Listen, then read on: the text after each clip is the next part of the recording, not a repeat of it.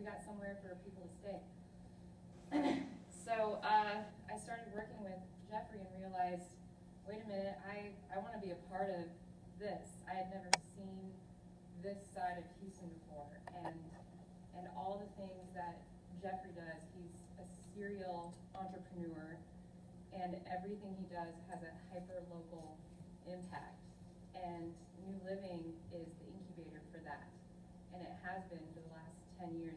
It started out, well, actually, it used to be Wagner Hardware.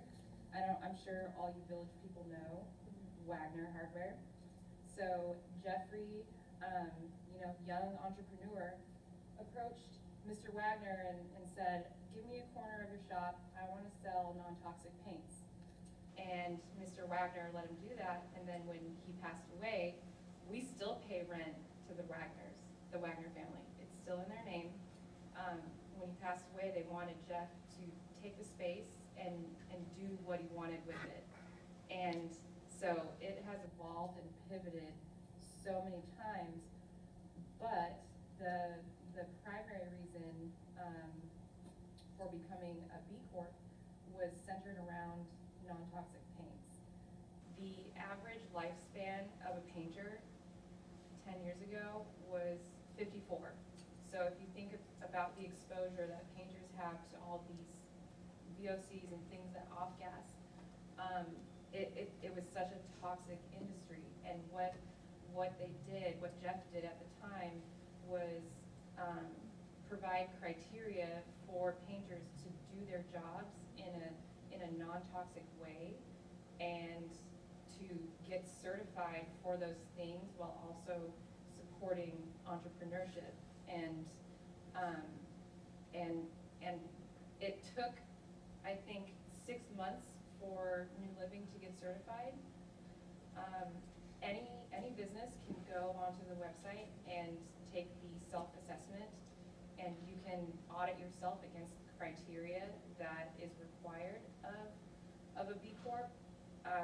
Actually substantiating all those things takes a long time, but once you set benchmarks for yourself and you understand, the pulse of your business and where you have a social and an environmental impact, and have measurable outcomes and measurable results, and you can reassess against that, it's much easier. I actually went through the assessment process with Jeffrey this week. I've never done an assessment before, and it actually helped me understand where we're lacking as a business as far as community engagement and social responsibility and environmental responsibility. The assessment is so thorough and specific, and I encourage anyone, even if you don't want to become a B Corp, to just go through all the criteria, because we haven't, since Harvey, I've been trying to run this broken business because we've been struggling a little bit since Harvey, but now we're at a point where we can think about the things that we really want to be thinking about as a B Corp. So I'm still learning. Please don't ask me tricky questions because I'm learning. I know a little bit, but going through this assessment has helped me actually understand where I need to take the business and move forward. Okay, thank you. Yeah. Next we have Adib Akawi, and Adib, you're with Pro Unitas. What is Pro Unitas? You want the whole spiel? Yeah. Well, whatever you can do in 5 minutes. No, so essentially, Pro Unitas is a tech platform nonprofit that allows, empowers social health and educational agencies to more effectively refer amongst each other. Therefore, allowing clients to more holistically receive coordinated care. It comes from the premise that as a country we have become program rich and system poor. So there's a lot of nonprofits providing social and health services. The connection between them to more effectively maximize the utilization of services is missing. And so at the central of our work, is allowing a coordinated, in simple terms, a more transparent coordinated referral system amongst nonprofits. How did we come to this? I was at Pfizer and just finished grad school, and my parents had high hopes that I would, after deferring medical school, that I would go back to med school just to come for a phone call to say that, I decided to join Teach for America. And they were like, teach for who? I said, Teach for America. And they were like, well, it would have been much cheaper if you told us that you wanted to end up in the classroom than go through all of these degrees, right? And so I ended up being transplanted from Washington, D.C. to Houston, where I was placed at Kashmir High School, the lowest performing high school in the state of Texas, and was assigned to teach high school physics. And so here I am in the classroom where I had every lesson planned and every kind of thing planned, and I'm going to do it. And I had a student called Anaya, and Anaya's head was down, and I tried to get Anaya's attention in every possible way, and I failed.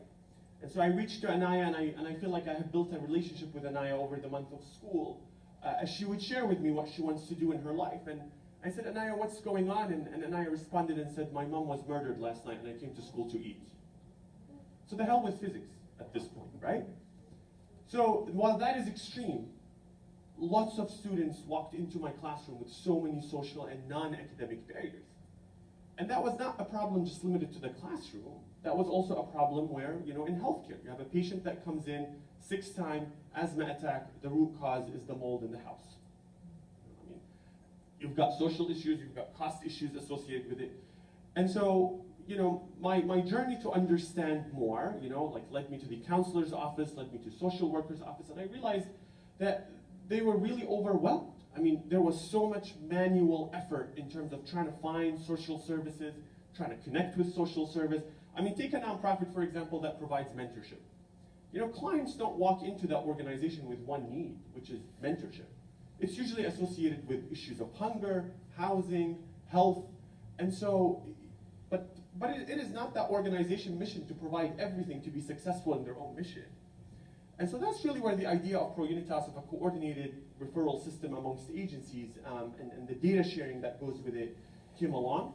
We currently specialize this platform for industries such as the education industry, such as the healthcare industry. One of our biggest clients currently are the school districts. So we have about 150,000 students on the platform, about 5 districts interconnected. A lot of people don't know that, that they're using this system because it's very back end to the social worker or counselor that is already hired by the school. The system is called Purple. Simply because I love Prince and Purple Rain. There's really no other reason.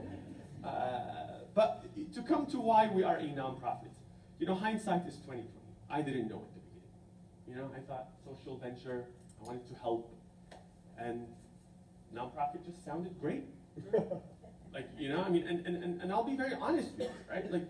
I think sometimes the biggest thing within business schools and business plans, Raphael, is that, it doesn't take into account how sometimes stars align, how you pivot through your journey, who you meet, and I think that is equally important. And so the way we arrived to the nonprofit was, one, looking at so many different reasons. At the end of the day, was about, yes, we had a social mission in mind. Yes, the return was individuals and not necessarily capital. But it was, how are we going to source capital to fund this, right? For-profit, you're going to investors, equity, X, Y, and Z. Nonprofit, you've got your foundations, your individual donors. And so it was really at that point, that was really the pivotal piece, is, through the classroom and through relationship, a group of us were able to leverage and bring about 10 foundations here in the city of Houston, right? That says, yes, we fund a lot of organizations, but we don't know the impact amongst them. This is perfect. We'll pour capital into this. And that's really how the nonprofit piece took off. We looked into the B-corp, we looked into the for-profit aspect.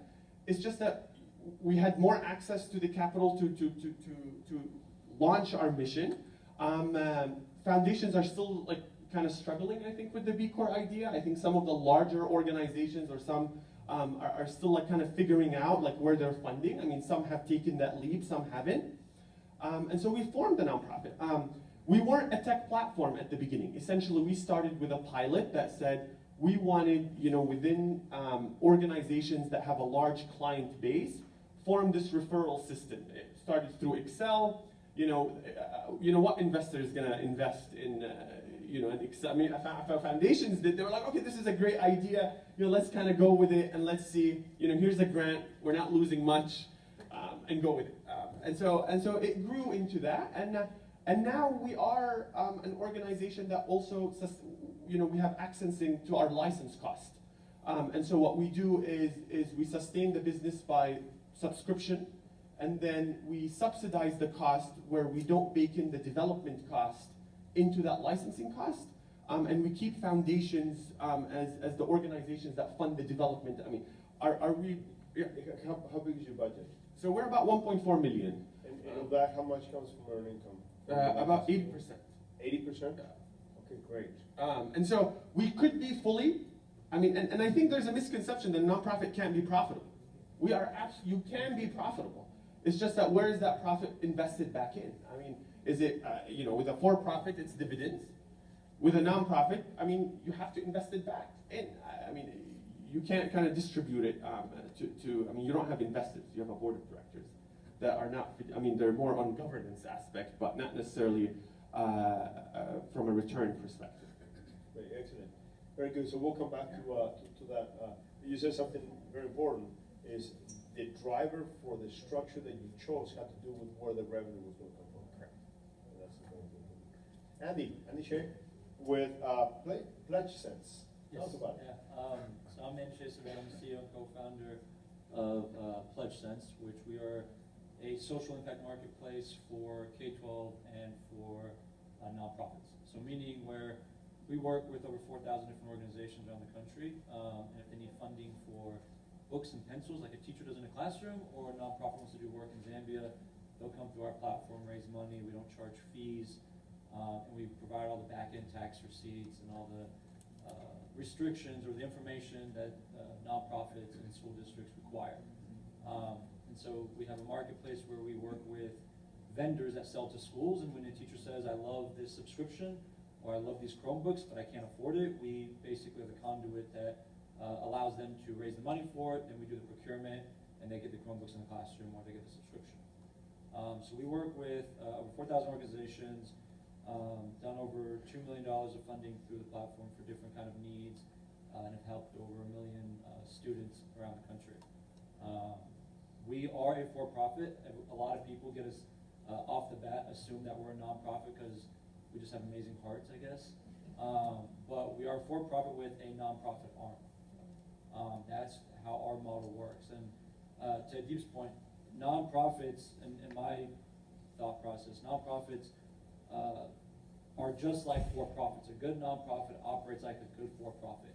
There's no difference. The difference, one of the differences, obviously, is, to be honest, there's just a lot more rules with nonprofits in terms of regulations and in terms of what you can do with the capital than you do with for-profit. To me, that's one of the bigger things. If I make $1 million for a nonprofit, I need to report that, make sure it's going to the allocations of the budget for this. If I'm a for-profit, that $1 million can go back into R&D, it can go back into my investors, it can go back to whoever. I have more control over the growth potential of me, but at the same time, I don't have access to foundations. The foundation that we have has that access. So that's what we started off with, is a for-profit that then merged and grew a nonprofit arm to it. So tell us more about that structure. So we've heard of nonprofits with a for-profit subsidiary, wholly owned, where all the profits of which feed the nonprofit. But you're the other way around, where it's a for-profit with a nonprofit arm. So what goes where? Yeah, so when we first filed, we filed as an S-corp, Texas-based. The worst decision ever for us. We just, honestly, we had a CP at the moment who said, this is what you should do. Spent about $4,000 or $5,000, got that filed, formed, went through an accelerator program in Dallas. Then investors came to us and said, okay, you guys, this. What are you guys structured as? And we said, we're an S-corp, Texas. We don't invest in that. So what do you invest in? C-corp, Delaware. Great to know. Here's another $5,000 to restructure now as a C-corp, Delaware. Chasing the money, huh? Yeah, if an investor tells me, I'll turn it to whatever they need to be. So yeah, so we then spent another $5,000 to restructure ourselves to C Corp Delaware, and then we had a lot of high net worth philanthropists who would want to put $100,000, but would want to help it to go amongst 1,000 classrooms. But then we're going to go through the platform and divvy out $100 across each one. And so what we would do is, before we had the nonprofit side, we would go and manually do everything ourselves and then give them tax receipts, and it was just not worth a time to do it. So How did you give tax receipts if you were not how was it done? it's a great question. So we, as our platform operates, we are basically the vehicle that bridges the money to the end point. So we never hold the money. We are basically, if the money comes from, $10 comes from here, we are just the babysitter until it's then distributed to the end, which usually is a nonprofit or a district or a foundation of some sort. So then they get the tax receipt from that side. So then we formed a nonprofit arm, which we spent about $10,000 forming that. And that was a good idea, just, costly. But the idea behind the nonprofit arm, because we have the exact opposite model, is that our team is not allowed to be in any kind of board or management level with the nonprofit. So it's an independent board that's governed by its own group. We are advisors or volunteers to it. So what we do is funding that comes from the nonprofit arm will go directly to specific fundraising pages that we are operating through the platform. Instead of taking the traditional fees that we would have, we don't have those fees for that dollar that goes through. I think the split was it had to be under 2.7 or 2.9% is what we could have received in terms of revenue from that nonprofit dollar without the IRS coming down our throats and making life fun. So that's how that kind of, if that makes sense. Okay, what's your total budget size For what? for the whole thing? For for-profit, nonprofit? The for-profit entity? Well, we're over $1 million. Over $1 million? And then you said that you don't charge fees. No, so we, yes, this is, it's a donor psychological study, if you will. Basically, we went through a whole process of trying to understand the donor habits of, if someone's gonna give $10 to Red Cross, would they give $12 to Red Cross, really with $10 going to the need, $2 going to G&A, right? As opposed to saying, hey, here's $10, 80% of that's gonna go to cover my G&A, my marketing, and only 20 cents of that, or $2 of that is gonna go and cover Harvey. So what we did is we kind of flipped it and said, 100% of what you give goes to what it needs, and if you want to, you can support us and give an additional percentage. From a business standpoint, I wish I was smart enough to do that from the beginning, because we actually generate a lot more revenue this way, because the donor, we call them investors, have much more of a notion where I'm giving 100% knowing my money's going here, and I'm controlling what I'm doing to support your mission, to support and impact other organizations. That's really interesting. So the tax receipt that they get is from the entity for the $10, and Exactly. the $2 they just happen to contribute because the platform allowed this to happen. Last question for you, and then we'll go back to Amanda. I'm sure you get compared to DonorsChoose.org all the time. Yeah. How are you the same? How are you different? Does anyone here know Donors Choose? By show of hands. Oh, a lot of you do. Okay, great. Well, they're great, to say that first. They are a nonprofit, about 16 years old in New York, and their focus is if a teacher wants, a public school teacher specifically wants to purchase or wants to get Chromebooks in his or her classroom, they raise the money, Chromebooks are then delivered to the teacher. The difference is with us and them is that if the teacher's trying to raise $1,000, they only raise $999, that money's refunded. With us, they still keep that money. They just buy fewer Chromebooks, as an example. We don't have fees. They have an optional 15% that goes to them, which I'll loosely say optional, plus an additional about 20–30% additional fees of taxes, government fees, etc. that goes as well. And then they're just more restricted. Now, again, they've done great. They've done, I think, over $200–300 million back to public schools around the country, which is amazing. They're just a much more restricted, and I've talked to their CFO and their CEO a couple times, and their biggest thing was, because we're structured as a nonprofit, there's so many things we can't do. And so there's been a lot of those kind of conversations between the ways that we can nimble around things that they just can't do because of how we're structured. Yeah, interesting. Yeah. Okay. Amanda, back to you. So you're a for-profit B-corp. Are you really just trying to take advantage of people's willingness to do good and just trying to capitalize on that? Yes. So how's that worked? Um, Have you gotten more business as a result of your social mission? I would say absolutely. I mean, really, we don't advertise because we don't need to. People know us, people share our values and our mission, and, you know, being a for-profit and doing something that really benefits everyone. I mean, everyone wants a clean home. It's not, what am I trying to say? Well, but hold on, let me understand first. Are they buying your paint because it's good in the home for their kids, or it's good for the painter because of the fumes? Are they doing it for the kids, or are they doing it for the painter? So, to answer your question, both of those things. New Living has evolved over time. So, to start, when New Living became a B Corp, it was more focused around the painter. And the reason behind that is that non-toxic paints was not a thing. Now you can get it at Lowe's or Home Depot or Sherwin-Williams or whatever. So at the time, that was something that by taking those efforts as a B Corp, you push the industry in the right direction so that now it's a thing.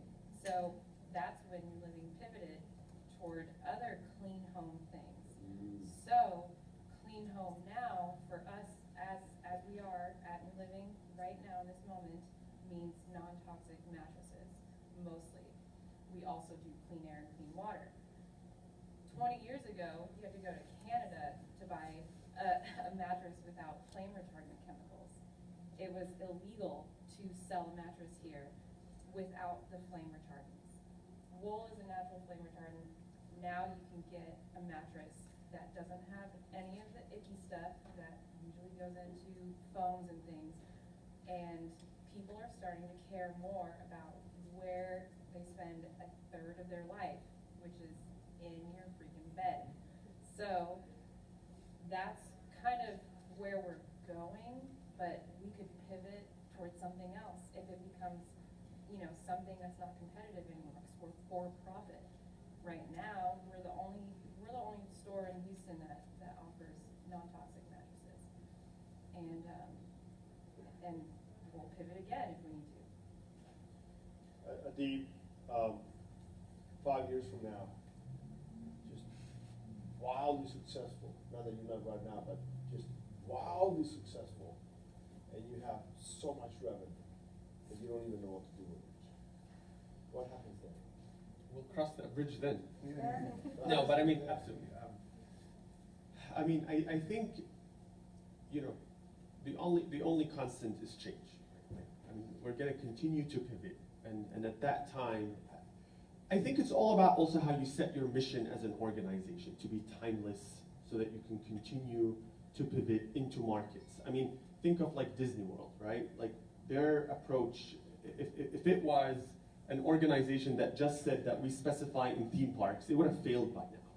You know, they pivoted into so many different industries given where they are. And I think, you know, in continuing to be responsive to the market, I mean, we created a platform that could essentially be used in any institution that has a client base. There are students that come to universities that need more than just academic support, right? The platform is able to be customized where it's able, I mean, when you think about schools, it's not that it's just a referral system. It was able to be customized where it's able to crunch the data that the student information systems have. Early on, identify and flag students for support before they actually need the support that is coming, right? And be able to connect and monitor that connection. I mean, think of retention rates within universities. You know, a lot of it sometimes is about not being able to afford the bus ticket back to the school. And that was the cause of dropping out, right? You know, and so I think the way that we're now looking ahead, and we use something called the entrepreneurial operating system, and Pat was someone who was an influencer in that. And so, you know, when you set your core values and who you are as an organization and the types of conversations that you want to have at a board meeting, right? And so it really becomes timeless in the sense of like how much revenue you want to make, where you're going to be investing. I mean, a for-profit arm in terms of licensing is a possibility. I mean, we really want to stay a nonprofit for a couple of reasons. And number one is we believe that technology to social services and institutions is really expensive in the for-profit world. And most often, organizations that are small nonprofits doing really great work end up having to really kind of transition off these systems because of the pricing. And it creates so much instability for their clients. And so being able to, you know, stand with our core value of affordable technology really wants us to kind of like stay a nonprofit. The other thing is really the bottom line in the conversations I want to have with my board. My conversations, I don't want them to be, and that's different for every organization, and I respect that. It's not about the numbers of units sold. I want the numbers of lives impacted. Who's utilizing? I mean, we just sold about $700,000 worth of software to the Houston ISD Public School District. I could be just great. I don't care who's using it, you know, or what's the uptake or the utilization, right? And so that is kind of like also like part of the conversation that kind of keeps on going, is that is this actually changing lives? What's going on? So with so much revenue, there are also endless possibilities. I mean, there's so much that goes into research and development. The other thing is we're built on a platform called Salesforce. So, you know, we're an app that is built on top of it, which allows our security costs and the infrastructure costs to be very low, and take advantage of the Salesforce like nonprofit licensing. And so, you know, I don't know, but mostly probably entering new industries and pivoting into various sectors. Is probably going to be it. So, did you go to Dreamforce in San Francisco? You were there a few weeks ago. Did you witness the keynote from Mark Benioff? Our team, I was there for the one that we presented at the last year one. But So the CEO of Salesforce, with an audience of about 20 million people viewing, he said something that all those of us in education made us cringe. And he says, I want everyone here watching, you know, to get out of the office, go to your local school, knock on the door, and ask the principal, what can you do to help? And I'm like, you have no idea what you're saying. Like, that would be a nightmare for schools. They don't know, they wouldn't know what to do. But through your platform, you know, you have a way to organize that kind of momentum, right? And so, you know, what would you do with 20 million people wanting to do something for, you know, kids? That would be amazing, right? Andy, you pivoted already from an S corp to a C corp. If somebody came to you and said, the Gates Foundation came to you and said, you know, here's $20 million, pivot again, and now be a 501c3. Well, that's why we have the foundation. So you don't have, so let me direct you over here. Yeah. No, I mean, Anything you would do differently? No, I mean, and so one of the things that Adib was mentioning about, you know, the conversation with like investors, one thing I think to take note is if you're a for-profit social enterprise, the type of person or group who's investing in you understands there's double bottom line, right? They're not just looking for units sold, they're not looking for impact lives, they're looking for both. So, you know, like for our investors, my conversation specifically for us, yes, it's about revenue and growth and year over year and so forth, but more importantly, they want to know that, hey, we just helped 400,000 more students, or we just helped, you know, Spring Branch ISD recover from Harvey. Like, that's the stuff they want to know. So I think, you know, a lot of it is, depending on how you're structured, can excite or entice different financial opportunities or investors who might be aligned better with your mission of what you're trying to do. So with us, what would I do differently? I wouldn't spend $20,000 structuring. I would have been a C corp from the beginning, and then I would still do the nonprofit the same way. For us, what we want structured as a nonprofit to then go to for-profit isn't as exciting for what I'm trying to do in terms of growth potential with what we want to do. All right. So now I'm going to open it up for questions. People say that perception is reality, and I disagree. I think that perception is not reality, but but it's the only reality that really counts, all right? The perception is extremely important, so it's not okay to do well.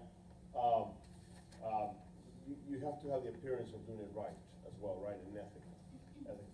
So I'm going to invite the first question from the audience. You know, from one of you, a brave person who's skeptical about any of these things. Yes, Bob.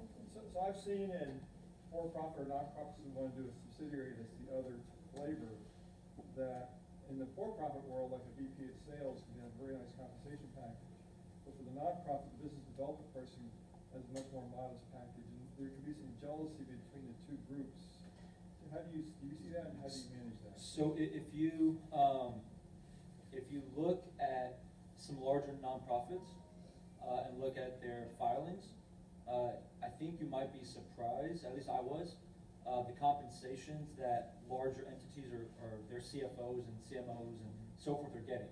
You know, $250,000, $300,000 plus, right? You know, not to name a lot of nonprofits that are unfortunately, you know, been under scrutiny the last few years about their mismanagement of funds, but that's one of the issues, right? Is a lot of nonprofits who have large $100 million budgets were getting away with six-figure salaries to their top 10 executive management.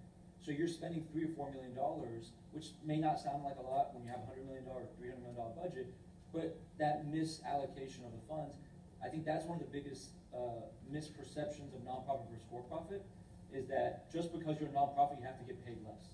I was thinking of earlier stage companies that they're very small on both sides. Mhm. Sometimes the for-profit people have different expectations than the nonprofit side. If you're an early stage company, the way we did it, don't put a penny in your pocket until you start making it where you can cover your overhead. So there should be no expectations. Maybe your previous job with an employer, you're making $100,000, but if you're starting your own venture, you should be making $10,000, your employee should be making $60,000, right? So I don't know if that answers or not answers it. Yeah. Well, one thing that is very, very clear, and I know this from experience, because I'm stepping down from being the CEO of Genesis Works at the end of this year. I leave an organization that I created, it was a nonprofit, and I leave with no equity. Like literally the day after I leave, you know, I leave. I mean, I'm just an employee. And so I think that's an important consideration. It's not about the revenue, the income that you're making at the time, is imagine that this is going to be very successful. Are you willing to not have equity? And when you don't have equity, you can't compensate your employees with equity. And that's a serious consideration. We do a lot of sweat equity that way. Yeah. I have a question. I think it's a question for you, because you work with students. So how do you know if your work? Thank you. So how do you know if what you're doing is really helping students? Is it based on their grades when they use your resources, or their life? How do you evaluate that? That's a really good question. So we, I mean, you know, we struggled with that a little bit because, I mean, think about, let's say you use QuickBooks, right? Like, you know, an accounting software. QuickBooks doesn't guarantee you profit, but doesn't mean that QuickBooks is not a good tool. So we do it in two different ways. The first part is the system allows the school counselors, it's guided in the, like for our education product, is that it reduces their busy work by about 60%. So all of the administrative aspects of paperwork referrals, the identifying of social services and so on, is now really automated and within the system, therefore giving the counselor back more time to be with the students that really need them the most. What the system is able to do is it takes your attendance, like live attendance data, behavioral, such as your out-of-school suspensions, in-school suspensions, referrals, Ds and Fs, and every 3 weeks it generates a color for a student. On every student in the entire campus, you're either red, yellow, or green. And then what the counselor is able to do then, because that data exists, I mean, student information system, and that was one of the biggest leaps forward, is being able to really kind of enter the market with data sharing agreements and truly understand FERPA regulations.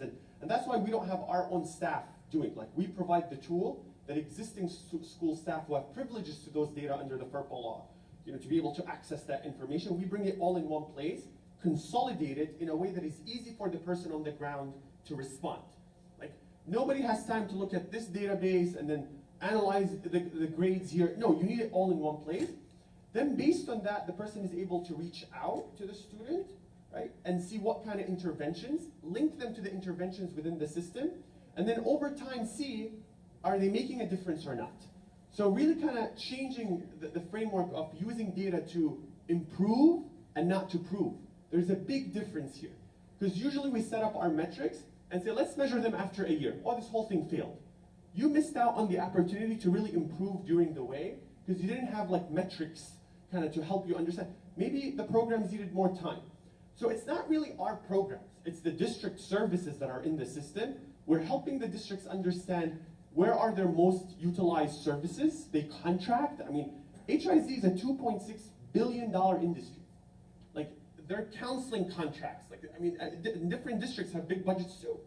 And so it allows them to know where the services are, who's utilizing them, and we kind of customized it because districts said, our metrics are academics. If they're not changing, it's not Pro Unitas's fault. But we need to be able to know where our services and who they're targeting and are they making a difference. The other way of identification, because you can have a student that does well in school, behaves well, but they're being molested. And they confide in a teacher, that they're homeless. So you're like, well, the data wouldn't catch them. So teachers have a direct app, like, I mean, literally it's like a web form that say, hey, I need help with this student, you know, and that kind of goes and it's tracked. So kind of like using those two methodologies of the identification and then the tracking of what's going on. And so that system is used in HIZ with all students now? So currently it's in HIZ's 280 schools. It's phasing, it's in 90 schools right now. It's in the entire Yes Prep district. So Harmony Public Schools are also coming on board. The thing that we're working towards is as we bring on more districts, when a student transfers from one district to the other, their record transfers with them as well. So it allows the continuity of care because a lot of students are transient due to the mobility. And so that is really the hopes of that system helping in that way. You know Ruth Lopez here? Yes. Great, excellent. Yes. Piggybacking off of what you were saying, I had a question about subscriptions. So with what you were saying earlier about with the color coding, is that included in the subscriptions? Can you speak a little bit more? I know there's probably a lot of drop downs based off of the school about what could be included in the offerings. Absolutely. So, and that's kind of part of, we charge a flat fee that is subsidized. And it includes all of them. Like, I mean, so our school product, Purple K-12, which is kind of an offshoot of the main platform that is a referral system amongst organizations. Basically, it's a school cost that is annual, and the development costs are sub. So all of that comes with that school product. Our health product is different because we don't really have a way to identify like the data integration. I mean, schools are a repository of data. It's kind of hard with the health product. So the health product is more of an actual just referral system amongst organizations. But the subscription is access to the license. Like we can't really, I believe, sub-license a Salesforce license. And so it's really we're gaining them access to the license. And it's a district, it's an all or nothing district contract. Like we don't do school by school. Like it's either the entire district. HIZ is a little bit different because of the size. Because you know you can't have one school having this and another school not. Like it's just you're within that same district and so on. Yeah. Good job. Thank you. Also, I'm dealing right now between a B-corp or a non-profit, and in my experience has been more in terms of the source of funding, if it's a donor or or we are providing a service, and as well as who is going to be responsible, liabilities, if it's a shareholder or it's a board of member.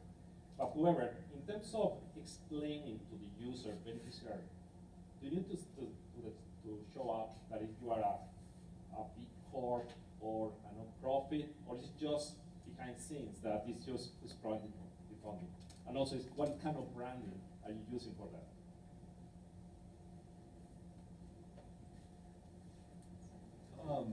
For us, it hasn't done a single, we haven't lost business because of that. We had a lot of schools or districts who would ask us if we're a nonprofit, and we tell them, no, we're for profit. Okay. So for us, it didn't do anything. I think there's that misperception that it will drive. I think there is, if you say you are a nonprofit, then there's different advantages, definitely, that come your way from that relationship or that potential client. But depending on what your model and what your business is and how you're structured, I don't think on the back end, how you're structured, no one's going through your books to see if you're legitimate or not. They're looking through the relationships that you've done with previous clients, or how your reputation holds within the community to do that. So I haven't had any negative experience in my space. We've had a perception thing. I mean, given the, I guess, you know, given maybe the level in which we work with the districts, I don't know, there's like this thing between nonprofits, and it's like, you know, there's this perception, which I don't think is necessarily the correct one. But I feel like there's less skepticism in terms of, oh, well, they're a nonprofit, you know, they're not in it for the profit, and I'm like, that's not really the right conversation. However, you know, I think that we do have a competitive advantage as a tech company that is a nonprofit when we come with bidding in terms of with districts. I mean, like, we do feel that competitive advantage. And one thing that you said is about profitability. So Genesis Brooks has been profitable every year since the start. You know, being nonprofit doesn't mean that you have to be unprofitable, right? It's just a question is you should build equity, you build growth, and then growth is expensive, right? So, yes. It's for Andy Shea. I'm curious to know what you're doing with the nonprofit arm. So are you all going after grants and you're approaching foundations, or is it just a way for corporations to donate to you all? So since I'm not affiliated with it, Come on. the nonprofit arm, it goes towards grants. We don't really focus on grants as much. They don't really focus on grants as much. The board members rather go through to corporations and high net worth individuals, just because grant writing is a very tedious process. Not just to get the money, but even afterwards, right? And I'm sure, you know, the reportings, and again, like, that's great, and if someone has time to do that, awesome. I have, you know, my priorities are not reporting to grants that I'm getting for 50,000, 100,000, million, whatever it is. So they're going more towards the individuals and corporations to an extent, probably more 70 individuals, 30 corporations. Maybe might trickle in a few grants here and there, but that's not really the focus for that. And then what is the money, like, what is it subsidized, what you all are doing with this? The money, so it can go, so for the funding, if you're familiar, you get either restricted funding or non-restricted funding. They try to get as much non-restricted funding, so that we're then able to play matchmaker, be an eHarmony, basically, of saying, you know, if you're trying to focus on STEM, well, here's 500 different STEM programs that are going around the country that we can directly see the impact going to that, as opposed to you're Chevron, and now all of a sudden you're going to fund a new basketball stadium, which obviously doesn't really align with what Chevron does. So we try to do more unrestricted than restricted. Yeah, so it's funny how you trip yourself up with the we and them and so they're separate corporations, right?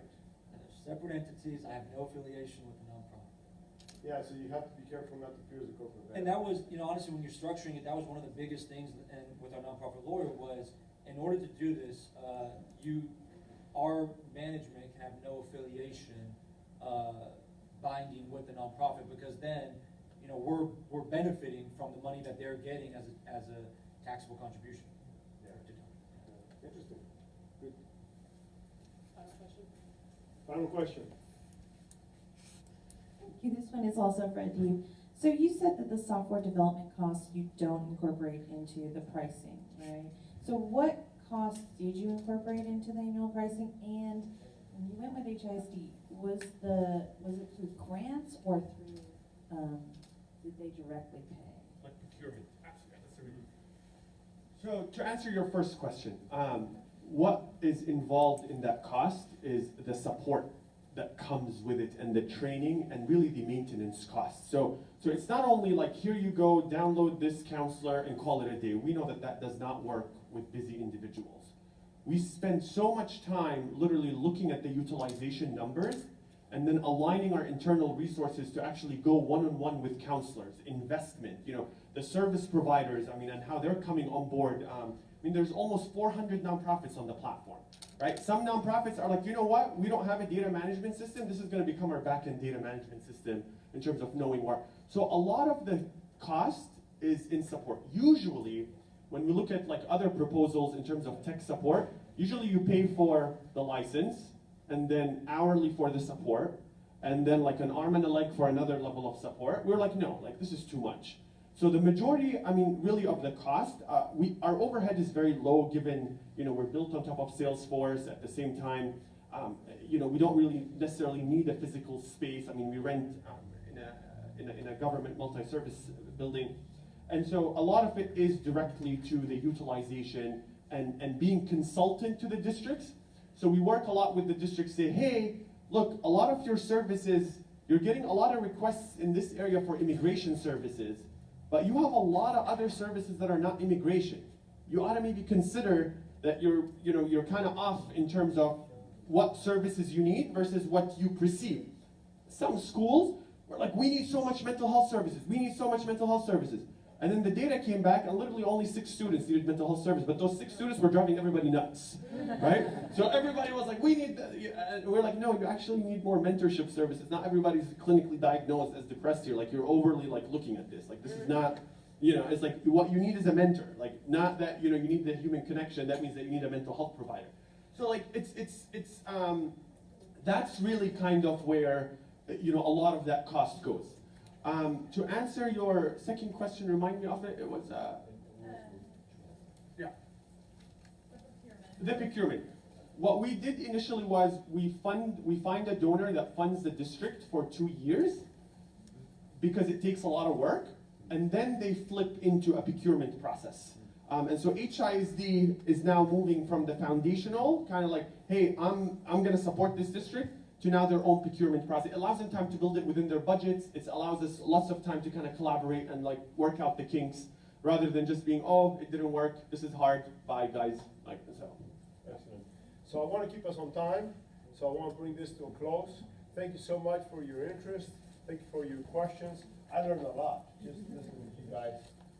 Made me think about, gosh, I should have done this, I should have done that. But anyway, let's have a great rest of the day. Jamie? Really fantastic panel. Thanks to all of you. We're honored to have you here. And again, I learned a ton as well. So thank you for that. Don't forget your gifts. We are now ready for lunch. And with lunch comes quality time and conversation together. So there are sandwiches. There's vegetarian turkey and ham sandwiches provided by our gracious sponsor, Subway, in the back, along with waters and sodas. So please grab a plate, grab a sandwich, and more importantly, grab a couple people that you don't know to have some good conversation with about how we think about continuing to build the impact investing social entrepreneurship community here in Houston. And we will reconvene just after 1 o'clock for our next panel. So thank you.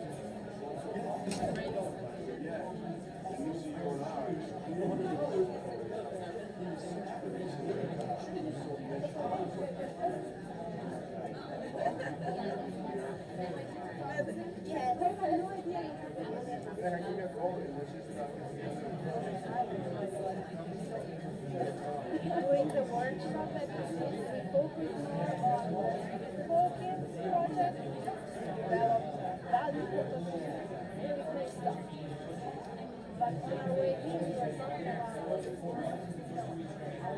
other one. We need to make an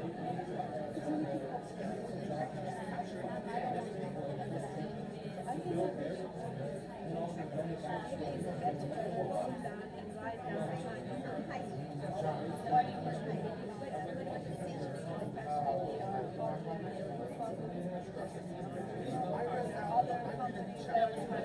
like evaluate each plan of our project and then try to follow.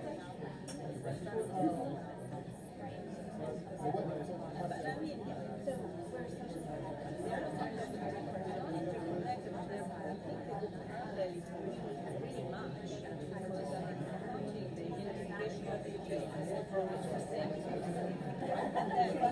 so we're definitely, whatever we're learning, we can apply it to what she's saying is we should focus on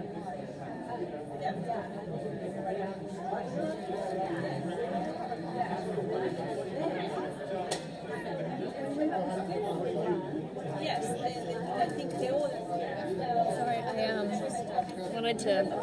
Sorry, guys, I'm gonna pause the recording until later, until the next panel.